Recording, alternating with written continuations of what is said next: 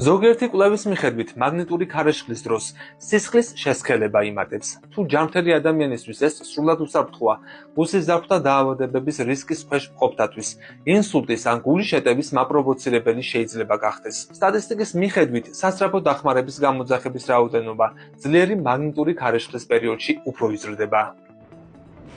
კვლევას ისიც ართულებს, რომ ადამიანს ადაპტაციის, შეგუების უნარი აქვს. პოლარული რეგიონების მცხოვრებლები ნაკლებად ზარალდებიან ასეთი ქარიშხლისგან, ვიდრე მცხოვრებნი ეკვატორთან ახლოს. ადამიანის ჯანმრთელობაზე მაგნიტური ქარიშხლების გავლენის შესახებ ჰიპოთეზა რუსეთში გაჩნდა. პირველად ბიოფიზიკოსმა ალექსანდრე ჩიჟევსკიმ ამაზე საუბარი დაიწყო. მზის აქტივობის გავლენის საკითხმა უბედურ შემთხვევებთან, სატრანსპორტო და საწარმოო დაზიანებებთან კავშირის შესახებ, რასაც ის 1928 წელს მიუთითებდა. იმ დროს მწვავე დებატები გამოიწვია. ჩიჟევსკიმ მზის აქტიურობა სოციალურ პროცესებსაც დაუკავშირა, ომებსა და რევოლუციებს. თუმცა მზის აქტივობის გავლენა ადამიანებზე ძალიან რთული საკითხია და მასზე ობიექტურ პასუხს მეცნიერები მომავალში თუ მიიღებენ. მზისა და დედამიწის კავშირების ახალი ასპექტების შესაძლოა გამოვლინდეს დედამიწის მაგნიტოსფეროს გარეთ თანამგზავრების გაშვებით.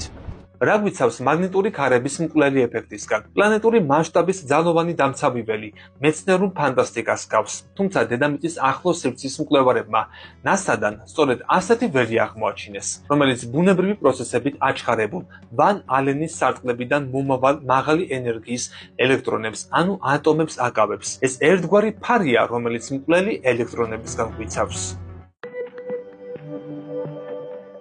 1958 წელს აღმოჩენილი ვან ალენის სარტყლები მზის ქარისა და დედამიწის მაგნიტური ველის ურთიერთქმედების შედეგია.